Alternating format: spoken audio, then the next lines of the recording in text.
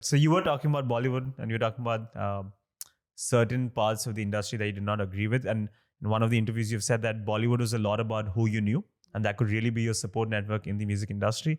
The Dubai word for this is called Vasta. And it's not shocking that Bollywood functions on Vasta. It doesn't come as a surprise to anyone, honestly.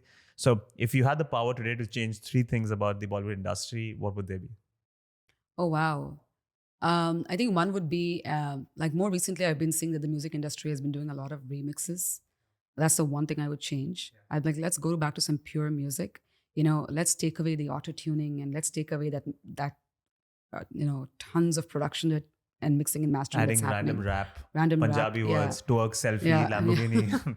It's like whatever you can think of, man. It's like Yeah. today it's mera selfie, tomorrow it's tera selfie. They just Yeah. change one word. It's just Yeah. where's the creativity? That's the one thing I would change. To a certain point, there is some creativity. I don't know, but okay. Yeah. There's Yeah. one. That's one thing you would Yeah, change.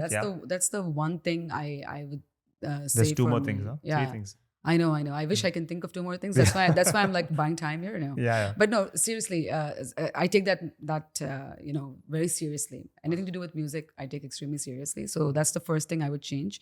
Secondly, for me, see, I would say this with a lot of more conviction. Years ago, like I said, when I went to Mumbai, I was only visiting. I didn't even stay there for too long. I was just visiting. At that time, it was purely about like networks and who you know, and like always showing up at these parties. But social media has changed that a little bit now. So I think like the people that are kind of venturing into the industry now have it slightly different. I wouldn't say easier because I still think, like you said, Vasta and like all this networking and knowing the who's and who's are very important. So I think I would change. You can't change people really. Like everyone should have certain morals and ethics imbibed into them. So it's hard for me to say I would want to change that, but I would like to see the industry functioning differently and respecting the artist for who they are and for their talent and giving the opportunities based on talent. I also feel in the same point that it's nice to see all these reality shows out there, but what happens to the contestants after the reality shows? I want to see them all being presented with more and more opportunities. It's sad, like when months down the road, years down the road, you're like, hey, what happened to that really talented singer in that reality show? The poor kid is at home, not without any work. He got all that marketing, he got all that promotion, but he didn't. And he was promised a ton of opportunities on air, to increase the TRP ratings of the show. Oh, main gaunga, I'm sure you'll sing in my movie one day, but you never see that kid never sees that happening. So that's the one thing. False promises is one thing I'd like to change.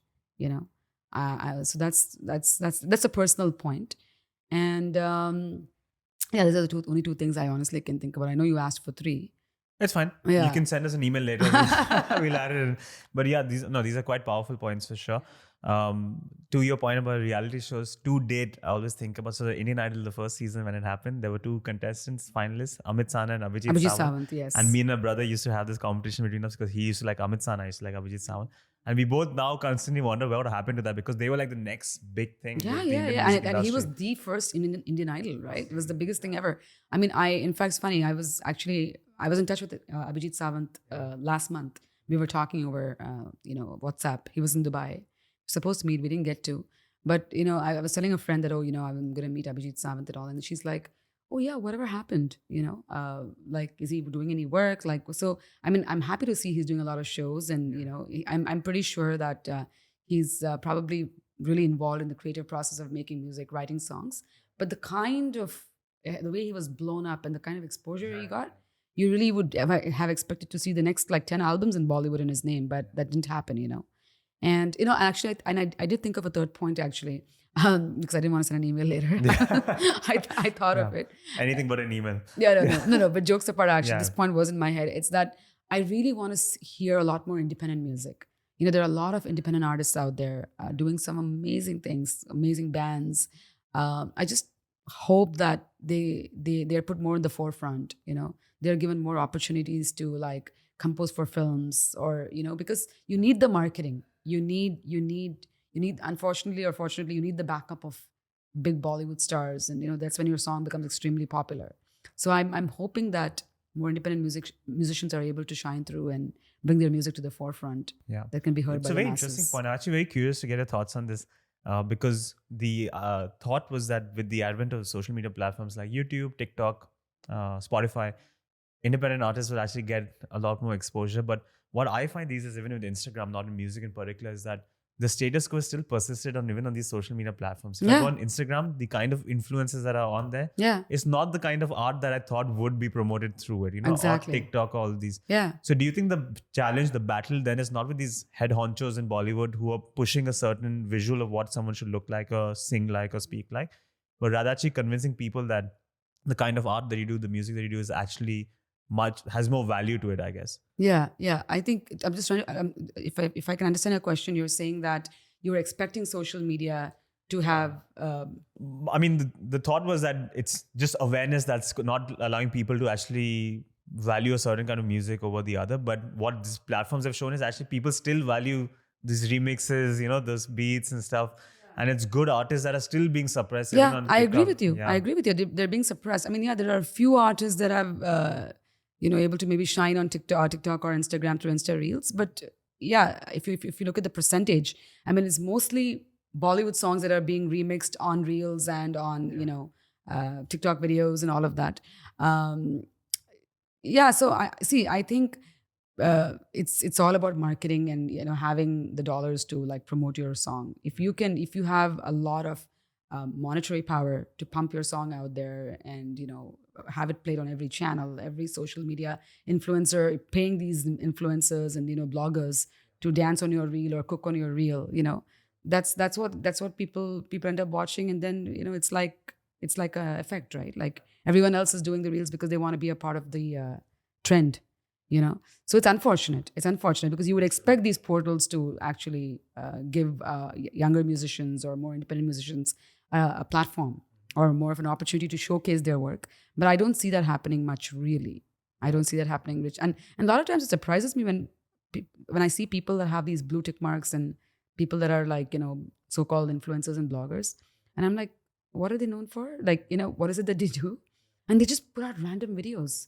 They just have this like really good team who's very good at editing stuff, like changing their clothes. They jump on the sofa, their sunglasses change. They jump into the kitchen, their pants change. Like it's TikTok template. Jump one place to another. Yeah, that's what's becoming insanely popular even on Instagram.